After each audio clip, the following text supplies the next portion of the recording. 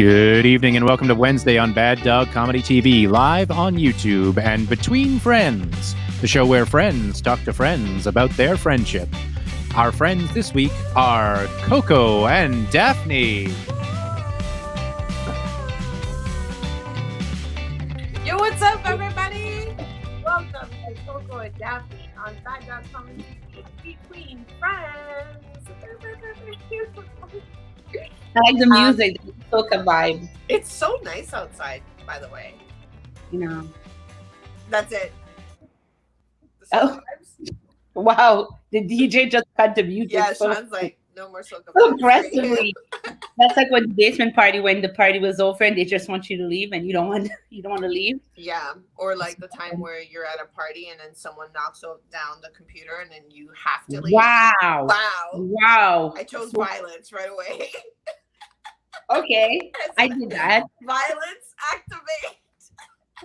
I did that. Okay, I did that. Welcome to Between Friends on Bad Dog Comedy TV. And this is the Bad Dog Theater's YouTube channel. I should know. I actually work here. And You should. Looking through the lines that I wrote a year ago. Anyway, you can support the theater. As you know, due to the pandemic, we're closed. You can support the theater and support the artists by donating baddogtheater.com/between-friends. You can donate some monies, drop some coins, and make it rain onto that donation link and support the theater and live comedy through the YouTube channels. Daphney, are you ready for this? I'm very ready and very excited. How well do we even know each other? No, actually, it's not so much how well do we know each other. Because I think last time we did a, how well do you know each other? And we killed it. Did we? Yeah, that's what I'm saying. I was like, we got it. It's just your questions were too vague. And my answers were too vague. And Coco's were very precise and detailed. That was it. But it was mine was specific, yours were vague, but we were in the same cycle. But then the other friends had very specific answers. But I also think we're so worldly and we keep shifting ourselves, right? Yes. So yes. our answers are not stagnant. That's right. Okay, are you ready to start this so fun excited. time? Yes, please. Also, hi, Sean Murray. Sean Murray is our live stream technician for tonight.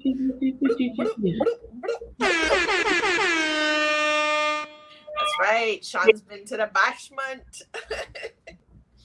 How did you meet? How did we meet? Question one. How did you meet? We met at Second City. Yeah. During student show. Yeah. On the Thursday. What? It was after the student show. Yes. Yeah, we met. Technically, we met at the bar, Charlotte. At Charlotte Room. Yes, because we knew each other, we saw each other because we both had those student nights. Yeah. But at Charlotte Room, I remember you came to see me and you said something about the guy who did a scene and he was about to touch my hair and I went. He tried it. That's right. You were talking to one of our mutual friends, Jason Rayner.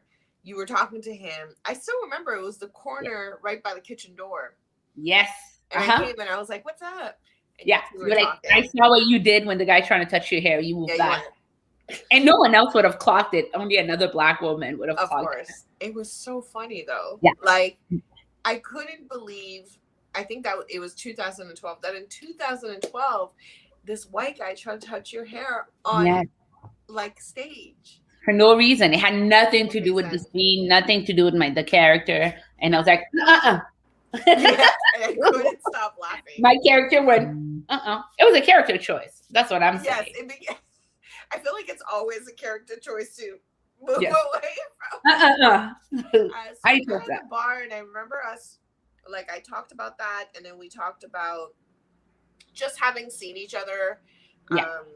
In shows and stuff like that, and then we found out that I spoke French because you're francophone. I'm also francophone technically, but that was over so we for you. found out we were both francophones and that we lived down the street from each other. Yes, in Scarborough. in one Scarborough, and then you were like, I remember you were like, oh, I gotta go because I have to, it's like 90 minutes to get home. And that's actually how we found out. I was like, oh, where do you live? Because I was always like that. I was like, oh, I drive. So if you're on my way, I let me help you out. Anybody off, right? Yeah. And you were like, I live at, well, we don't live there anymore, so we can talk about it. You were like, Birchmont and Shepherd. Yeah. You were like, I live at Victoria Park and Shepherd. I was like, Victoria Park and Shepherd. I live at Kennedy and Shepherd. I'll drive you home. Yeah, and I was like, I can stay longer. Yeah. And we stayed longer. Yeah. And I drove you home. And we ended up talking in the car till 4:00 in the morning. Yep. And we were basically just inseparable after that. And I had to go to work the next day. I was still in my 9 to 5. So I had to leave at yeah. I was like, it was 4:00. I was like, well, I'm gonna go to bed for like 2 hours. Because I'm an early bird too. So I'm like, that's right. Yeah, you basically did not sleep. Because you waked up at like 5:30. But you didn't have a dog then, and you still I didn't. But I remember going home and telling Jeffrey.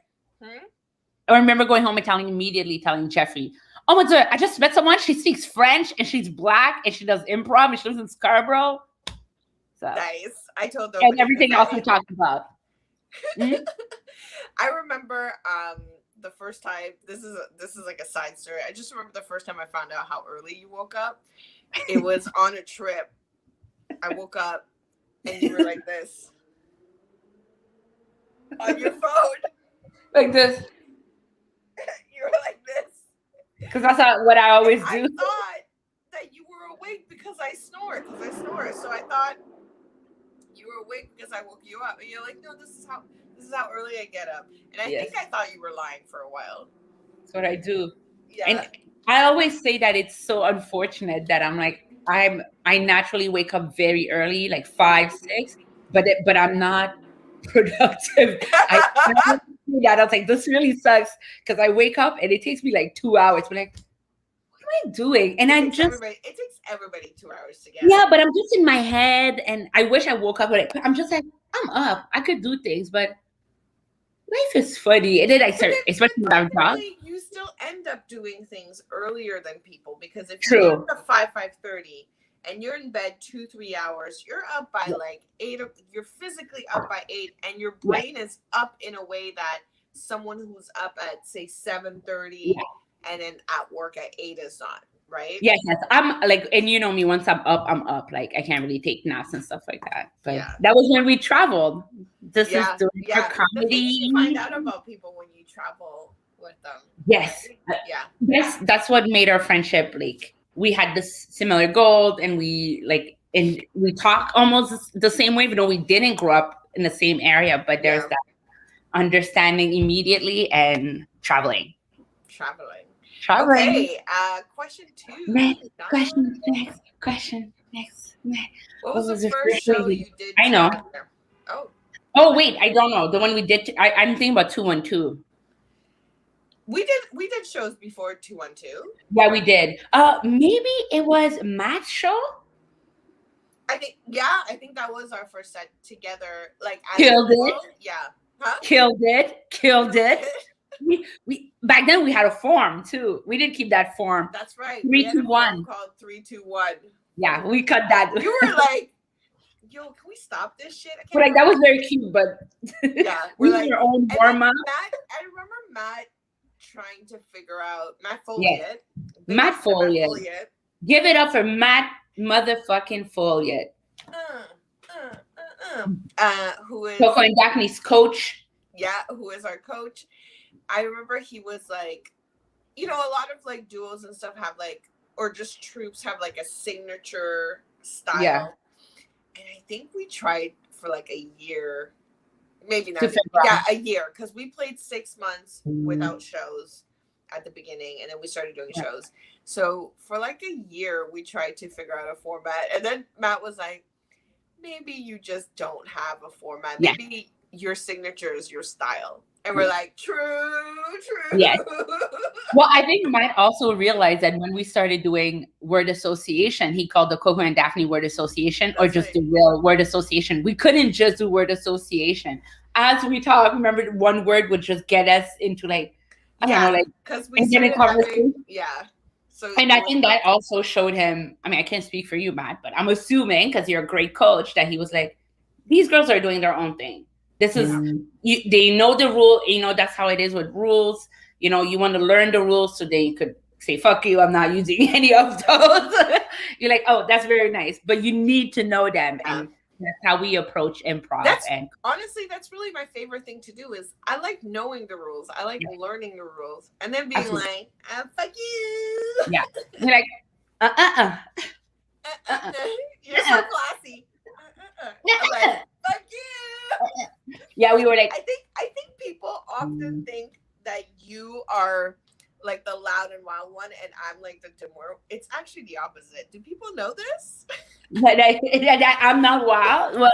That you are actually more like, what are you doing? I look with it. What is it? What are you doing? What are you doing? That's you. What are you doing? What are you doing? Okay, question. Did we answer the question? Yeah. So our first show was a show. It was at the end of June, actually. So we're actually coming up on our first show anniversary. So our first show was, I think it was June 2014. I don't know dates. Yeah, I think it was June 2014. It's the poster where it's half of my That's what I used for the Oval. When I did the Oval, I pulled up our poster. Yeah, like, that was the Oval.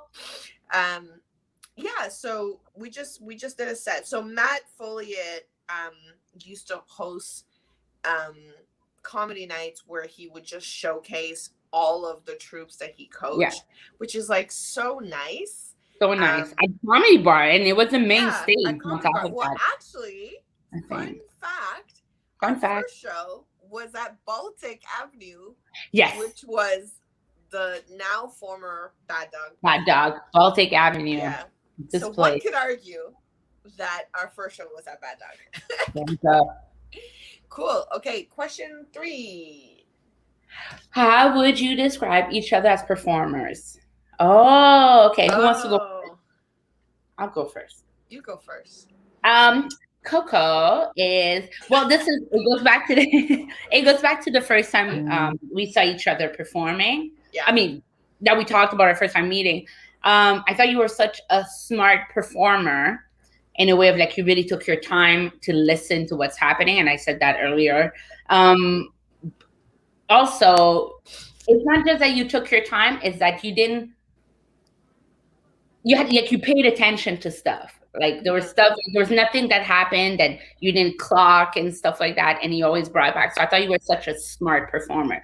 And I used to watch people perform. I told you that at the beginning where we didn't know each other, but I would watch people play. And I was like, you're dropping so many gems and people were now picking it up. And it would drive me nuts because I would be sitting and we didn't know it. We didn't even talk at that time. But I remember so many times I would see you play and I'm like, that was an offer. The offer doesn't need to be something like crazy. Just pay attention and you give a lot of, very generous improviser because a lot of things are happening. I think so. Given the things. Yes. I would describe Daphney as a very generous performer, as a very emotional performer, and like almost like a melodramatic emotional performer. I think you're so great at heightening the feeling. And you're also just this isn't good. You just do you want to share with it? You're also like just so much fun and so lively to play with. You're such a lively performer is what I'm going to say. I think that like I think that 5 years ago, if I was asked that question, I would have said you were a wild card. But I think what I've realized is what we tend to think of people as wild cards are actually people that are very much tapped into the emotional stance of the character. And I don't think I realized this, before. And then, so that's why I was like, I think some people would be like, oh, like you're the, you know, kind of like clown-like character, which is also clown work is based on emotions. Right? Yeah.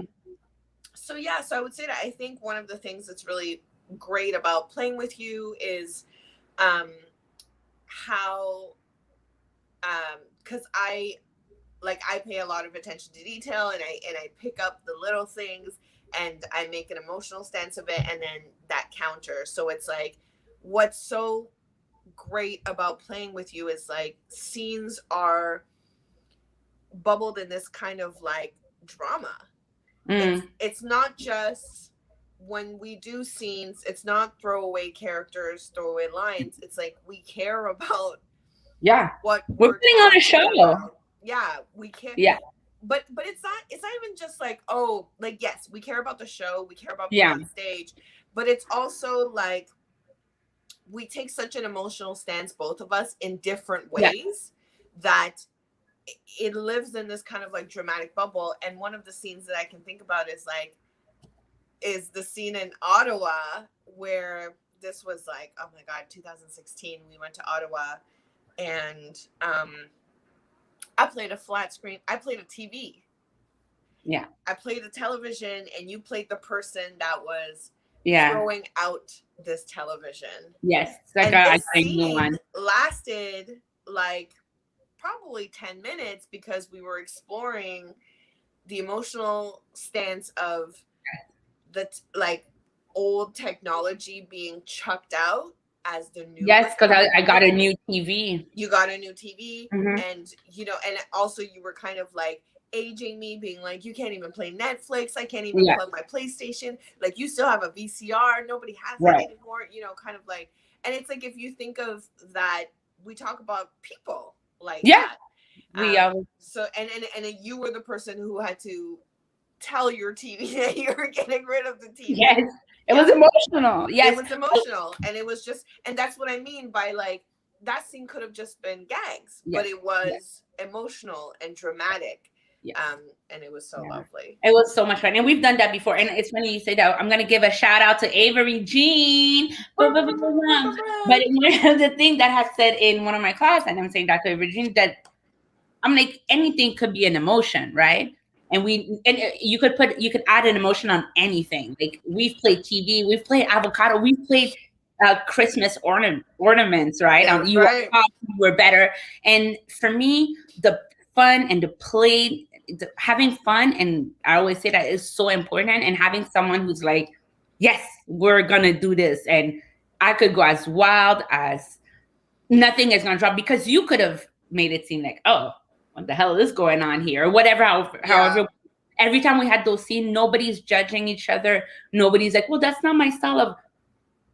We're having fun. This is a fun thing. We just did not think about it so serious and give emotion. Like, that was the key. And I think we've always managed to do that. Yeah, that's what it is. Do the thing. Question. Are we on question 4?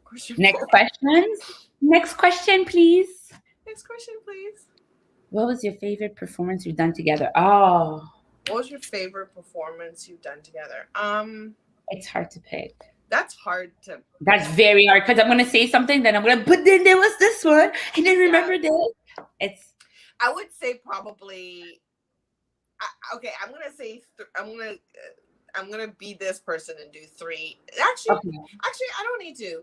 I will say my favorite performance we've ever done together, where I think about it and I still get chills, is our Montreal one. Is actually, they're both Montreal shows. So we did improv 2015, and we did Ladyfest 2016, and both those performances, there was, I felt like a rock star. It was good. It was good. And it's funny, because what I love is just, I feel like I have more of these memories than anything else. Like, even the show, they were like, oh, we didn't kill it. It never felt like we didn't kill it. Like, I feel like it is so hard to Montreal audience. Yeah, Montreal. They really are. Yeah, Montreal, the same city, Sacred Cat. So I feel like I'm gonna go ahead and also add the Portland. For me, Portland. Our first night at Portland. Portland and you know what? I felt like Portland and even Minneapolis. I felt like it was a time where we pull out all our tools, all the stops, and it was just like the tip of there's so much more we could do, but I felt like these were times where every scene was just like, oh yeah, we're doing this, and we surprised each other, I think, and like we knew we could do it, but just seeing that back to back to back, we just brought a completely different scene. So it was a perfect, if you look at the whole show, if you take a step back, the whole show is amazing because each scene was different from the one before. There were callbacks. There were same thing for Chicago. I'm just gonna go down a rabbit hole. I'm like, I just feel like, to me, the most fun. The reason why I think of those three shows. So the two Montreal ones, I just remember there was our first, like the Lady Fest one was our first time using formation. We came out with the card that we had made in like 2013, and we had like just the rest of it, and we threw it in the air, and then we felt like we're rock stars now. That's what we're gonna do. And that was so good. And then I would say that for Portland, it was like, I always love it when we start laughing, like we start corpsing, which is so unprofessional, but at the same time, it just shows how much fun we're having. That's my goal. I always said that. I'm like, the only person I'm trying to make laugh is Coko. That's my goal. That's the thing. So in Portland, I remember very specifically at the end of the show, we were like, oh shit, like there are people here with us. That was just, we're lucky to get to watch us. We always forget. And I always use the example of like, to me, we are the kids. Yeah. Where it's that last 5 minutes, and every minute is that last 5 minutes where you're at someone's house, you know, and you're gonna have to go home soon. You're like, I don't want to leave. Come on, 5 more minutes, Mom. Yeah. Like, because you're having so much fun. That is always like a Coko and Daphney show as the performer. Out for the audience, but as the performer. Never think about them. I was like, oh, you here? Hi. Ooh, also, the Black Like Sheep performance was also Black. I thought about that too. I was like, maybe Black Like Sheep. You know, that's a hard question. That's hard. Okay, we don't have an answer. No answer. Next question. Question 5. Question. What greatness does the other person brings out of you on stage and off stage? Aww. Okay. Okay. Such an Avery Jean question.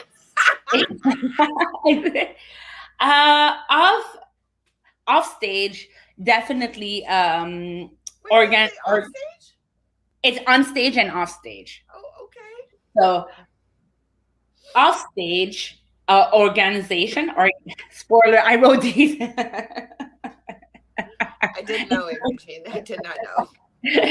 Shocker. And I have a cancer.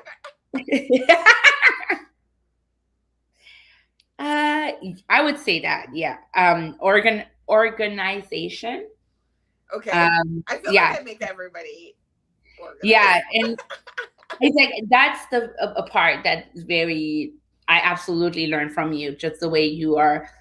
Just the way you treat everything, you know, everything is, it's not just organization, but being very delicate. I always say that you show me how to treat myself well, right? How to do good things. Yeah, you're not going to treat yourself well. Who is? I was like, someone else. I never thought about that. Too many questions. Like buying, like we talked about, like buying good, I don't know, I'll say good cream. Well, okay, so I'm a minimalist and I believe in buying sustainable, like good quality, sustainable. Yeah. So I think that's definitely something I'm really, and to take my time, right? Like I always think about when you and I get bubble tea.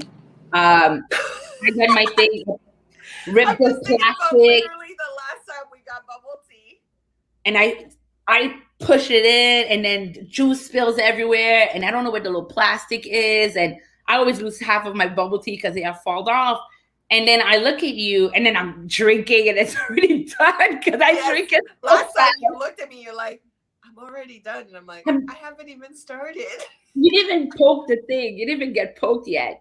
And then I look at you. It's like, even when you sit down, like you rip it and you pulled out the straw, and then you roll the little plastic thing. And I go to your house, like we're ordering food. When I order Uber Eat, I grab it out of the guy's hand, rip the thing open. I'm ready to eat. But you was like, we open it, pull it out, and you fold it back. I do fold. And I was like, shit.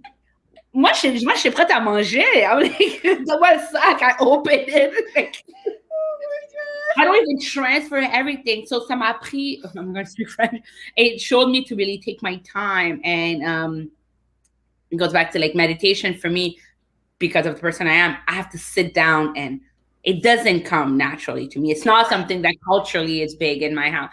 Sitting down, and I'm a hyperactive person, sitting down and taking that 5 minutes has done great to me. But you showed me that when you're doing the dishes, that's part of the meditation. Yeah. So now I'm slowing everything down, because for me, everything goes 100 000 à l'heure, you know? So yeah, or just being mindful in your stance. That's the word, yeah. You do. Oh, that's off stage. That's off stage. Ooh, wow, that's just off stage. Yeah. That's just off stage. I'm sorry. And then Coko. Okay, and on stage, I will absolutely say that. First of all, you allow me to go very wild, but not feeling judged.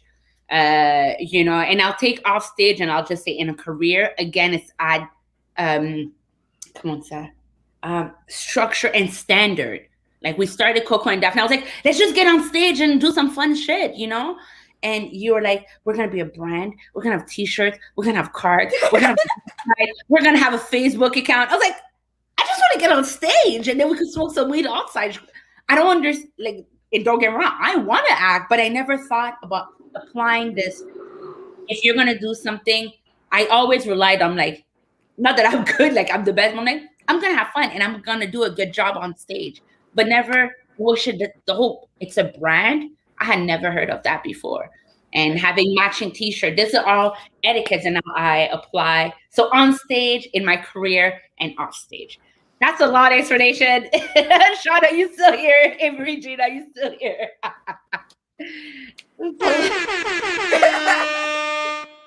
Sean was saying he's still here. Okay, for me, I would say, so there's a couple of things. Also, Avery Jean is also my friend. We are coworkers. Avery Jean is also my friend. So Avery Jean knows all of this information. But I'm Avery Jean, like, damn, that was a lot of me talking. I would say, for me, on stage, I think the question is, what do you bring out in me, right? Yeah. On stage and off stage. Yeah. What do you learn from that person, I think? So I kind of talked about, like, there's this kind of every Coko and Daphney show feels like the last 5 minutes, and you're like, you just want it to last longer and longer. And I think I would say that, like, on stage, you really bring out in me, and our sets have this kind of, like, joie de vivre. Mm-hmm. Like, you know what I mean? I think that there's this playfulness, there's this kind of, like, tap into our childhood that I really love about playing with you, and I feel like you bring that out in me. I would say, so to kind of, like, go off of what you were saying, how I'm like, oh, it's a bread, it's a this. I'm in my head a lot. I take, like, a lot of things pretty seriously, and I would say that, like, you remind me that there's another element and there's another part to our careers, to us being on stage, that is also part of it, is, like, we have to have fun. And I think I never really thought about it like that before. I wouldn't say that I was like, oh, I'm on stage to have fun. Like, you know what I mean? And I will, and part of it is when you watch a lot of, you know, improv duos and stuff, and troops and stuff, that is what they have, is, like, they look like they're having fun. And I think for me, prior to you, I just, like, I love everybody. I had a lot of, you know, great times, but I didn't understand that until Coko and Daphney. Like, you know what I mean? Like, when we started Coko and Daphney, when we started playing, and I would say not even the beginning, because in the beginning I still was very, like, Yeah. What are we? Where are we going? What is the trajectory? But it would be like year 2, year 3, when we kind of like settled into Coko and Daphney. And I was like, whoa, I didn't even know it could be like this. And when we went to Black and Funny, the festival in Minneapolis, that's something else that we learned was, for us, and this is like me and you, Coko and Daphney together, we saw festivals as like the trajectory, what we had to do to get to be better, to play for international audiences. That's how we were kind of looking at it.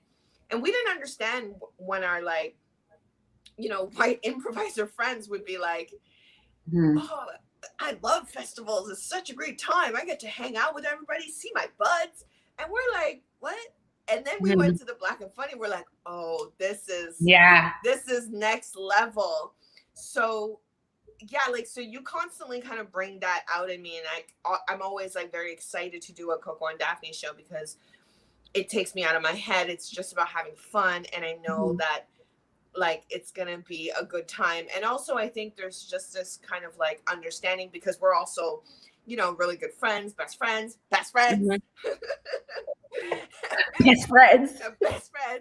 Because we also have that kind of relationship. Yeah.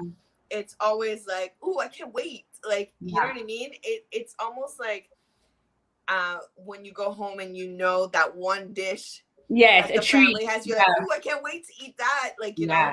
And the more busy we get, the less we get to do it. So when it happens, like, yes, right. So there's that. And I would say off stage, one of the things that you've kind of really taught me is to really kind of protect myself. I am just by nature very like, oh, you want this? Here you go. And and I think about even the fact that like how we met, right? Like the first time I was like, oh, you live right there, I'll drive you home. Even before I knew where you live, I was like, I'll drive you home. And you were like, you can't be doing that to everybody. You can't just be, you gotta protect your energy. You just can't be giving it away like that. And I was like, protect your energy. I think for a while I fought it. I was like, no, I don't want to be like that. Like, I still want to be like, you know, and if we get hurt, then you know, if I get hurt, then I get hurt. And now I'm like, I'm tired. So I am I am switching over. And I think the reason why I bring this up is because you have constantly preached that. You have constantly preached, and it's not just about protecting my energy and, you know, having boundaries, like about generosity, but it's also like setting myself up for success in a way where you are having realistic expectations of people so that you're protecting yourself, right? So if you just met someone, what is the expectation that you should realistically have, you know, versus when you've known someone for 10 years, and how does that then protect yourself and your energy and your boundaries and stuff like that? And I think I just never really looked at it like that. So in that way, I'm like kind of the wild one, and I'm like, whatever, man, we're having fun. We're all best friends. Let's do it. Black girl magic all day long. And you're like, yeah, but we don't know you like that. We don't know you. Okay? It's cute and all. And that's I always say that I've never met someone as generous as you, and it drove me wild. Not that I was just like, you can't. Not everybody's your friend. No.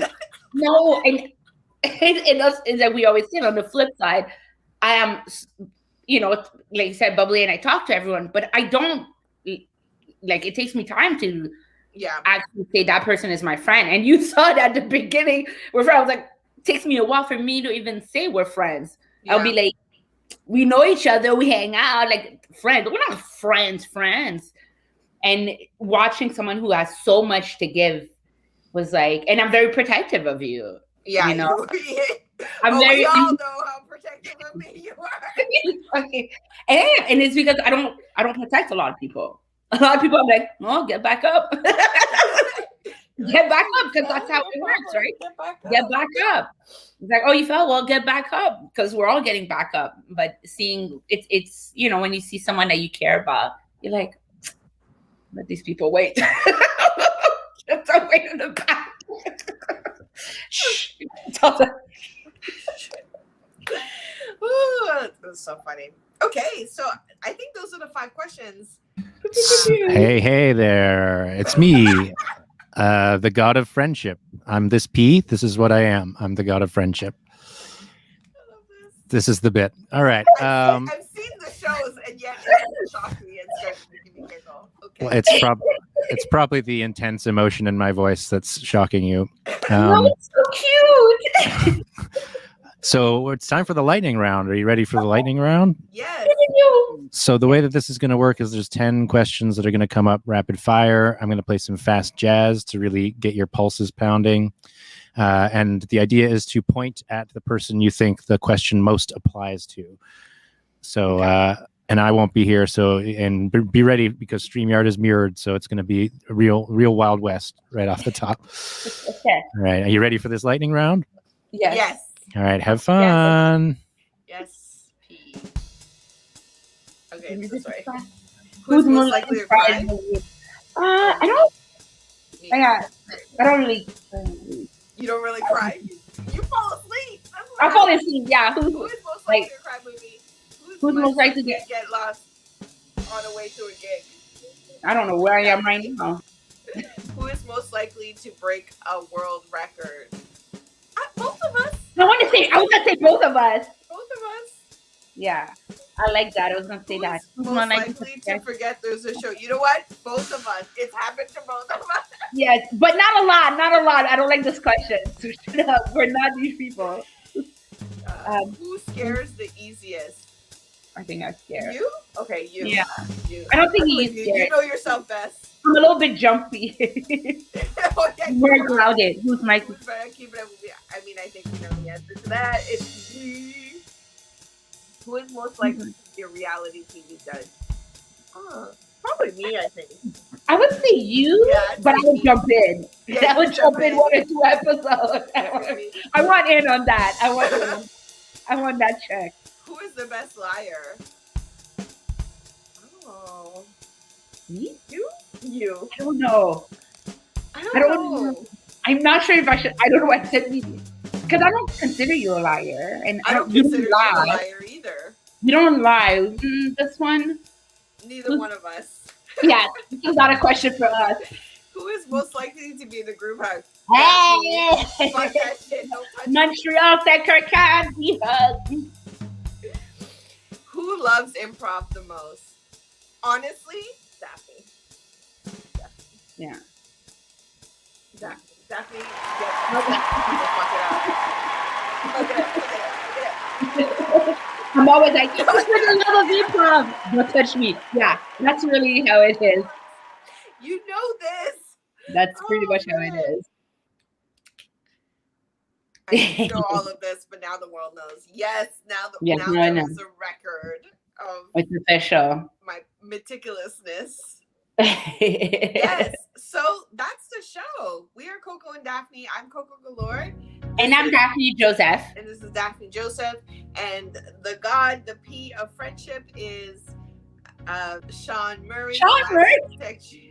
I know his name. It's just Sean Murray, the live stream technician.